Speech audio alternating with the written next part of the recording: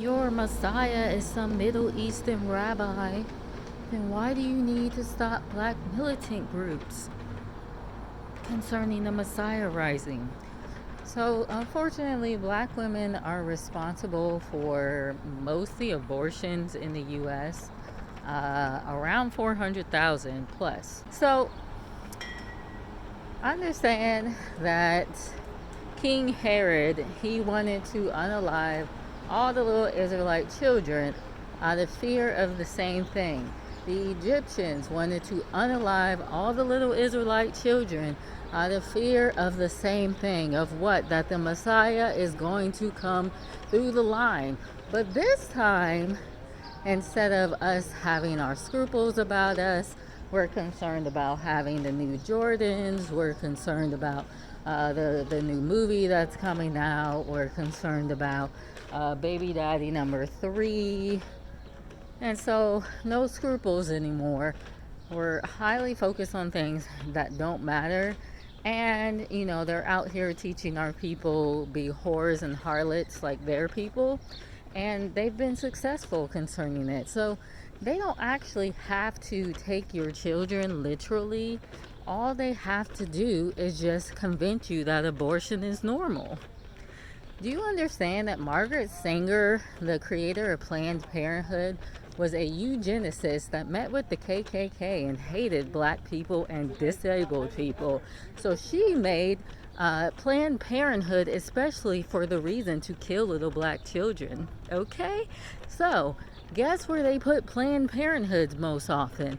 In black neighborhoods. So that whole thing about abortion is genocide? I think it is. I think that's what that is. So you have the grand idea of killing your own children because you've lost your scruples about you. They didn't even have to try.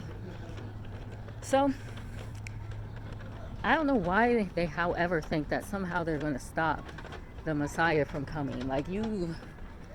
It's just funny to me. God is in control of everything. Why would you even think that you have any kind of capability of stopping the Messiah from coming? You can't. So, anyway, I find that fascinating. That's all I'm saying. I definitely think, too, they try to spy and that kind of stuff. They want to know what we're doing, where we're going. So they'll send people to try to deceive you and manipulate you and convince you of things. If it's not working, that you will not submit to their rulership. Like the other day on the bus, I looked at this guy before and I said, that dude looks like an utter Satanist. What they'll initially start doing is start saying something that sounds Christ-like, and then all of a sudden, oh, well, Lucifer wasn't that bad. And it's like, how did you get from here to here? Because they want you to believe anything that they say in order to put that seed of Satan in you so that you stumble upon that seed. This is a literal spiritual warfare, okay? We hate the children of Israel, okay? We want to wipe out your seed. Psalms 2:2. Why do the heathens rage? They are planning crafty counsel against Yah and his children. Let us throw away their reins. Let us blot out their name. And another way they're trying to do this right now is claiming that they're the children of Israel.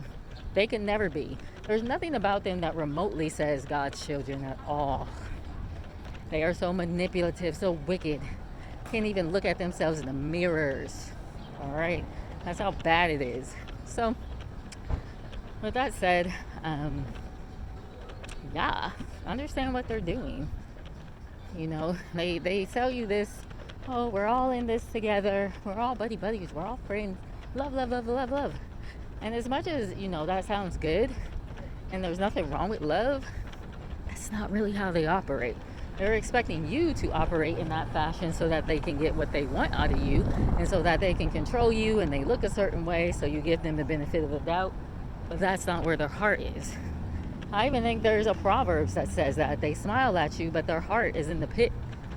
So they are good at intellectual games concerning making themselves look a certain way, but that's not who they are.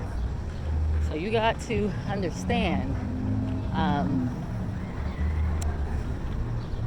something ain't right with them. Something is not right with them.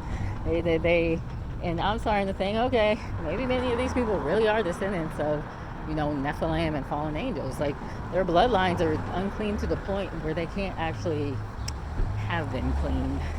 There's no hope for them. I mean, the fact of the matter is, things haven't changed. When I was in that Buddhist retreat, 10 years ago, there was a whole, I don't know what it was. It was a woman on the outside, but on the inside, it was not a woman. I don't know what it was. I think it was a Nephilim or embodied fallen angel or something like that. So these things are still procreating with women. And that's why you have to be careful. Because Satan will even send you some kind of man. If you're too focused on things like appearance, and if you're sexually immoral and that kind of stuff, you can end up in the wrong place. There was a Gentile girl that was talking about, she went on a date with this guy, and he was really attractive, and they went back to his place. And he told her he was a fallen angel. Like, he told her that. And then she said, like, the day after, there were all these clouds around the building. And look, there's people coming out and saying these things at this point. So understand that we don't live in the world that you thought. They made all this to make it look like a certain thing that it's not. All right? Now, I believe that because I'm getting certain words, and sometimes I don't even realize that y'all speaking, and then I'll find like 4 other people, other people that are Hebrews on YouTube, and they're literally saying the same thing I am. I'm like, okay, I guess this is, really something that Yah is saying. Praise Yah. He gives confirmation, and we are supposed to be of one mind. But yesterday, one of the ladies says, I hate racism and yada yada yada. Now, that's fine and dandy. I don't think Yah is a racist. However, I do believe that Yah said there's different nations. I don't think that it's necessarily in accordance to the way we describe things in this modern world. I don't think it's black and white and all that, but I use that just to give understanding, I guess. But because the nations were all different nations, like, Japheth was split into many nations. Shem was split into many nations. Ham was split into many nations. So you got the Canaanites, the Girgashites, the Jebusites, the Esau, Jacob, different nations, all black. So we really have to start seeing it out of those eyes, because, the way that some of these black girls would come against me and black men when I was young, the fact of the matter is, they didn't even have to be Israel. They could have been Canaanites. They could have been Jebusites. They came after Israel in the Bible. They hated Israel, and they were black. But they got us out here thinking, oh, well, we're black, we're all in this together, we're being attacked because we're black. And then I started to realize, like, I'm being attacked, but all these other black people aren't. Well, I came to find out that a lot of these black people are witches and warlocks, and they're probably Esau too. And Esau is behind this whole thing. So, with that said, Esau during the slave trade, even though some of them were sold as slaves, they put marks on their faces so that they would not get traded. Like, they literally had covenants with these people not to go into slavery. So if that don't tell you they were in cahoots, then I don't know what does. Anyway, yeah. So they spying on us, and they're doing crafty counsel against us, and you can tell. It's like every day I go somewhere and there's somebody trying to eavesdrop and scry and medium and divine, and every day at this point. And it's like, they like, don't be racist. But then, we'll say a good 18 out of 20 of them are white. Why is that? I don't even want to say 18 out of 20. I want to say 19 out of 20. Very rare that it's anyone else. Even all the times that it's happened, and we'll say it's been about 100 times, I would say 90, maybe like 96 of them. What's up with that? So, it's hard not to say, oh, it's because they're that, but I know it's because They're a Gentile nation. But this is why I want to know more about Japheth. Because there's also not a lot about Japheth. And it says, Japheth will dwell in the tents of Shem. I thought about that last night, and I was like, but Shem could also be Esau. And I kind of felt confirmation from the Spirit, because he's not really dwelling in the tents of Jacob. Even though he's trying to be Jacob, he ain't dwelling in those tents. He's acting like Esau. And I said, that makes a lot of sense, because even the faux Jews that call themselves Edom, they say the Catholic Church is Edom, and the Christian Church, because they follow them. You practice Christmas, you practice Easter, you deny the Sabbath, you say that the Sabbath is now on a Sunday, you're practicing Catholicism, babe. So, I have to say that many of them have that spirit of Esau, even though they're Japheth.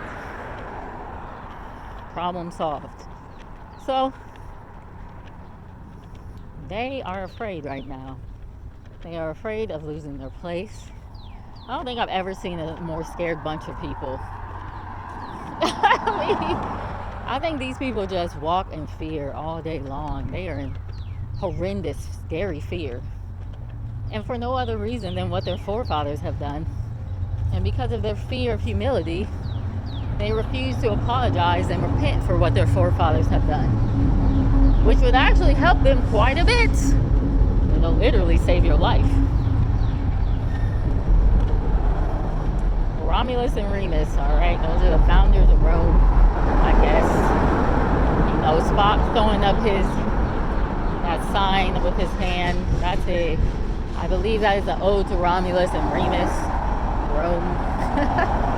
So it's also funny that these people that call themselves Jews but are not use that sign as well.